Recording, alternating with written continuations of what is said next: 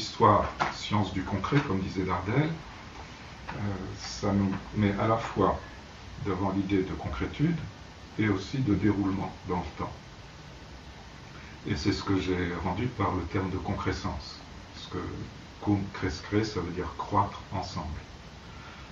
C'est un concept qui existe déjà, mais je l'emploie dans cette perspective qui est particulière. Et le processus en question, c'est une trajection.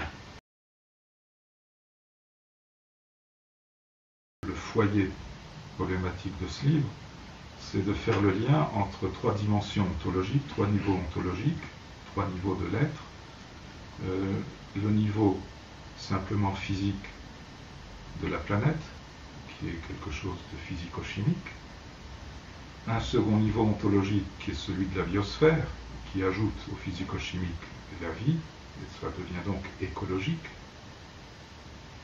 Et un troisième niveau ontologique qui est celui de l'écoumène, ou des milieux humains, qui, à cette dimension écologique de la biosphère, ajoute la dimension des systèmes symboliques et techniques de l'humanité.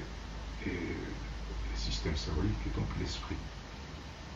Donc c'est la tripartition classique, matière, vie, esprit, mais traditionnellement c'est une tripartition, alors que dans la problématique mésologique, il s'agit de faire le lien justement, avec tous les effets en retour qu'il y a entre ces trois dimensions de l'être.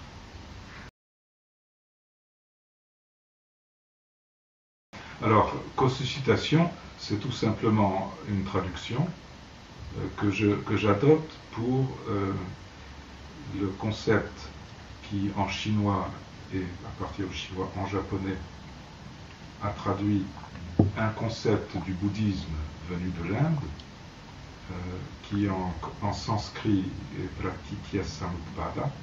Je ne pratique pas le sanskrit, mais donc le chinois qu'on traduit le concept sanskrit par généralement coproduction conditionnée. Ce qui n'est pas facile à comprendre. Il y a d'autres traductions multiples, mais celle-là, c'est celle qui est le plus couramment utilisée par les spécialistes du bouddhisme. Le chinois a traduit ce concept par yuanxi, yuan qui veut dire le lien, entre autres sens, entre autres acceptions, et puis qi qui veut dire soulever. Ça veut dire, on peut traduire yuan par ko, ça peut traduire une relation de réciprocité, et qi qui veut dire ici susciter, soulever, susciter. Donc moi ça me plaît bien plus, et je traduis donc le terme sanskrit à partir du chinois, qui est passé directement en japonais, où il se prononce engi, par co-suscitation. Ça veut dire que les êtres vivants et leur milieu se co-suscitent. Il y a co-suscitation entre la dimension de l'Umwelt et l'être.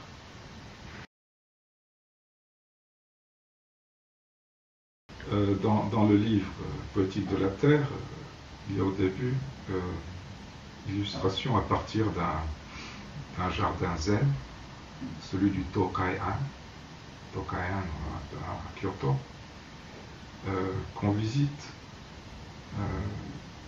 Généralement, on voit d'abord un jardin où il y a seulement du gravier ratissé soigneusement et qui est appelé Munoniwa, c'est-à-dire le jardin du néant.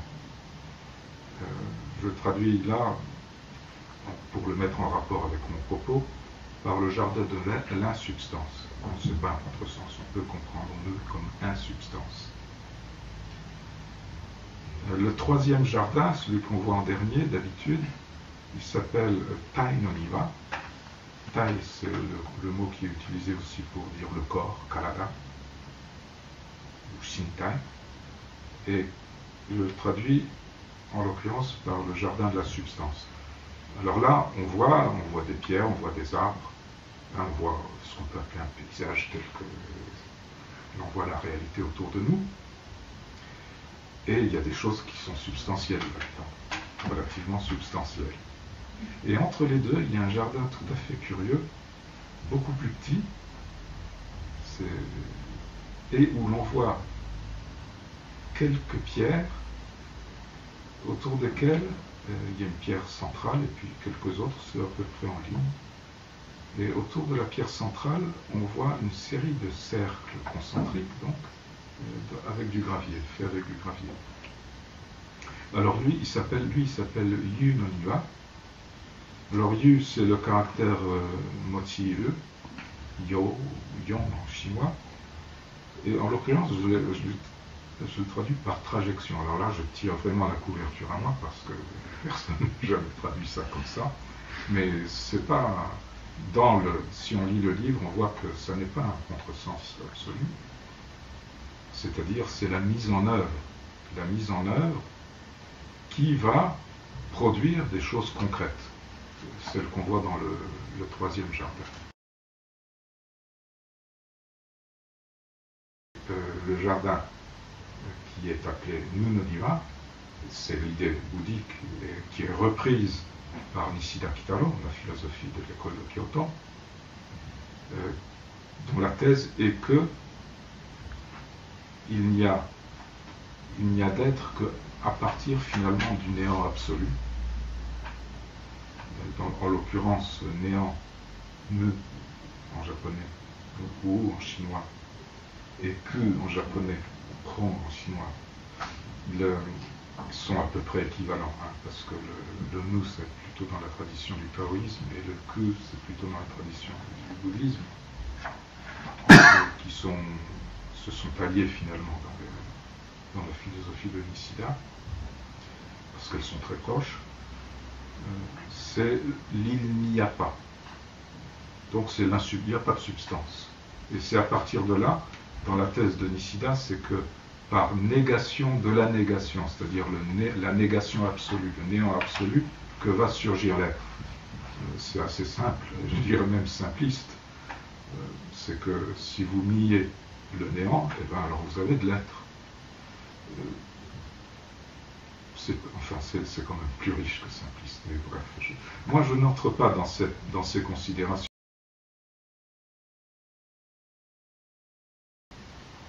Je laisse de côté aussi bien le néant absolu à la Nishida que l'être absolu à la façon platonicienne. Ce qui m'intéresse dans les milieux réels, la réalité des milieux, c'est ce qui est entre les deux justement.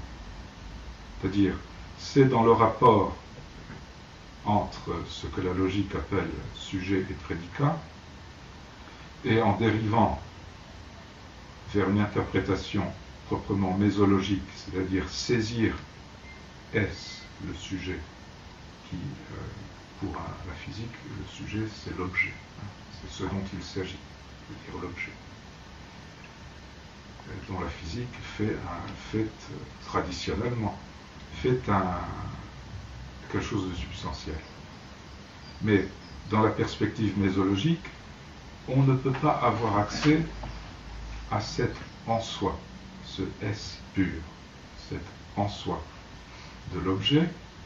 On n'y a accès qu'à travers ce que la logique appelle prédication, mais que la mésologie appelle trajection, c'est-à-dire une saisie en tant que quelque chose par nos sens, par notre action, notre pensée et notre langage, la parole.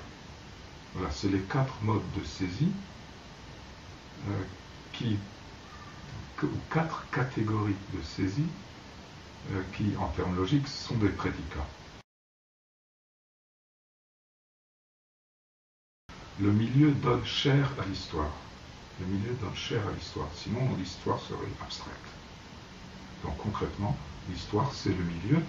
Le milieu, c'est ce qui incarne l'histoire, concrètement, autour de nous, mais qui ne peut pas être réduit à une simple collection d'objets, contrairement à la vision moderne de ce que j'appelle l'arrêt sur objet, qui est une vision dualiste, parce que ça implique notre existence, qui est elle aussi nécessairement historique, parce que nous vivons dans le temps, comme dit Heidegger, dans ce qu'il appelle aussi Geschichtlichkeit, c'est-à-dire l'historialité et pas simplement l'historicité objective. Mais bref, c'est un processus qui implique notre vie. Et quand je dis nôtre, alors là, c'est pas simplement nous autres humains, c'est nous autres vivants. Parce que ce processus, il a commencé à se déployer avec l'apparition de la vie sur la Terre, et non pas par un coup de tonnerre dans un ciel bleu, mais à partir d'une autopoïèse de la matière. Donc ça suppose la planète.